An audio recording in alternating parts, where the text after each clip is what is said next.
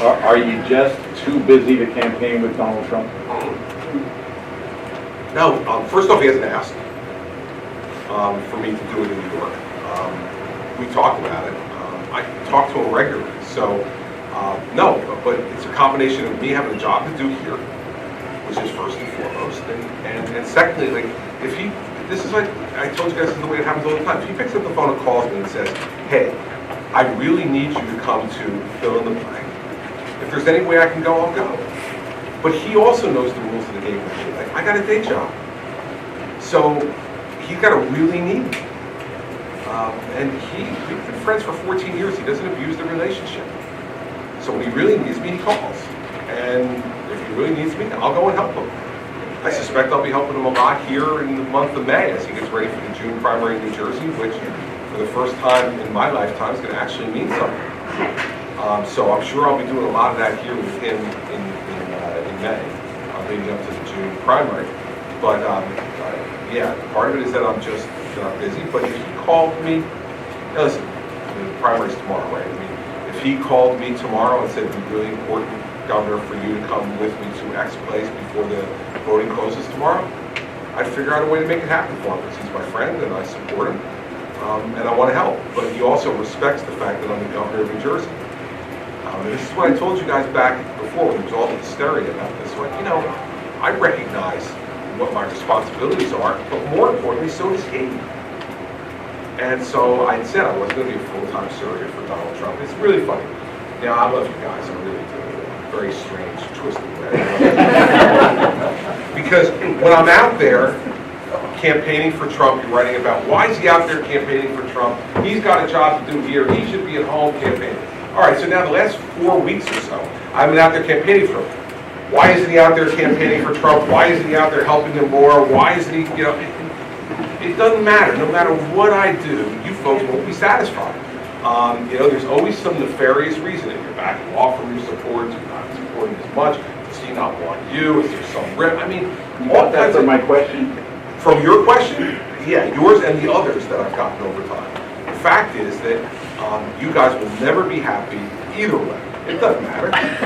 You know, it's somewhat like the legislature show. You know, when I'm here, the legislature says, "What the hell is he doing?" And when I'm not here, they say, "Why the hell isn't he here?" You know, it just confuses me and my wife desperately. You know, either you want me or you don't. So I will. If Donald calls and asks for my help, I'm happy to help, and I'll go wherever he needs me to go to help his candidacy. But he also knows that my first and most important professional responsibility is as governor of New Jersey. And what the state, I hope, is going to go over time is that my single most important responsibility is as a father and a husband. And so, you know, those are the things I do first. The things I do first, if my wife tells me she needs me, I go quickly. If my kids say they need me, I go somewhat quickly, depending upon the sound of their voice. And then the governorship comes after that, and my help for Donald Trump comes after that. So that's the order in which I prioritize these. So we've talked, Donald and I have spoken, I think every day but yesterday for the last week, you know, about the campaign and what needs to be going on. And so we'll continue to talk and I'll continue to be supportive. Well, I mean, you have to ask him if I'm advising him, you know. I mean, the fact is he asks me questions, we have conversations. And yeah, I mean, I give him, if I have advice to give, sometimes I just listen. You know, listen, what you need to understand as a candidate, McCreevy understands this. I mean, sometimes a candidate just needs someone to listen to them, who understands what they're going through. You know, and I may not have anything to add to it for him. I may just say, yeah, that sucks. You know, and then end the conversation. You're right, it does, and then you end the conversation.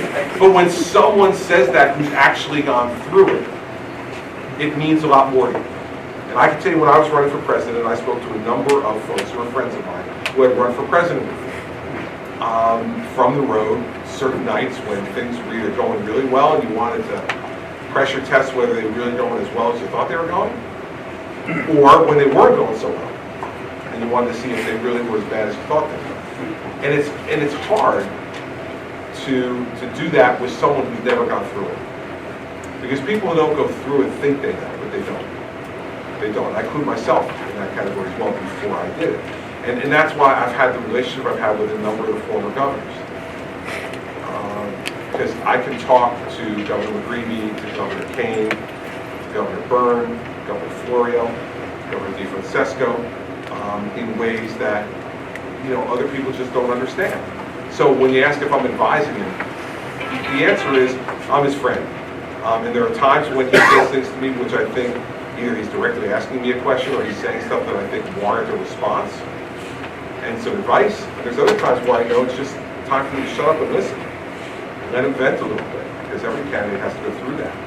Especially if you're down to the last, 3 or 4 people in the country who has a realistic chance of being president of the United States. So I serve whatever role I can serve to help my friend. And whatever he wants me to do that I'm comfortable with, I'll do. And if I'm uncomfortable with it, then I'll tell him I'm uncomfortable with it and I won't do it. And he understands that.